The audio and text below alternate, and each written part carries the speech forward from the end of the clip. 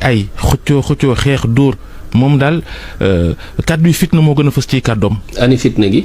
ma ne ñun ñëpp déglu nañ ko yàgg nañ koo déglu wax ñu lu tax Ousmane Sonko ak dal ak jàmm duy faral di génn ci gémmiñam. waaw léegi dëgg ma naan kàddu gi mooy kàddu fitna.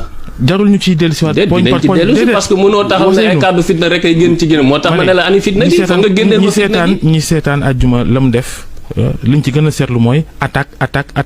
lan la attaqué ak ñan la attaqué. mais ñi ngeen ko seqal ak réew mi ak ñëpp. déedéet Babacar li ngay wax ni dafa du ñu wër-wër foofu du ñu wër-wër yow mi yaay wër-wër la Babacar non da ngay wax lu factuel da nga naan dafa wax lii ma tontu la ci loolu bu ma la laajee rek tontul. boo fekkente ne sama tontu bi leerul nga jàll amul problème. ma ne da nga ne dafa yëkkati ay kàddu fitna man laaj la ani kàddu fitna yi nga ne ma ak nañ ko sekkal ak attaque man la ani attaque yi. kàddu fitna yàgg na ci moom. comme lan. ba coowal Adji Sarr gi ba coowal Adji Sarr tàmbalee moo ni mortal combat ba RFM di joxe résultat élection présidentielle 2019 moo ni attaqué leen RFM loolu du fitna.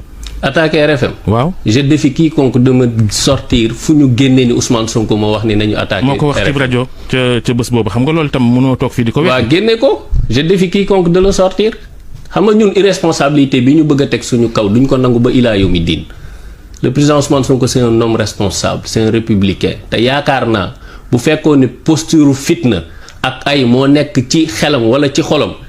heure bii ñuy wax tey Macky Sall mu ngi ca fële ca Côte d'Ivoire Cocody di naan café ak Blaise Compaoré donc yaakaar naa loolu bu ñu ko dee wax. yaakaar naa loolu la ñu ko génne.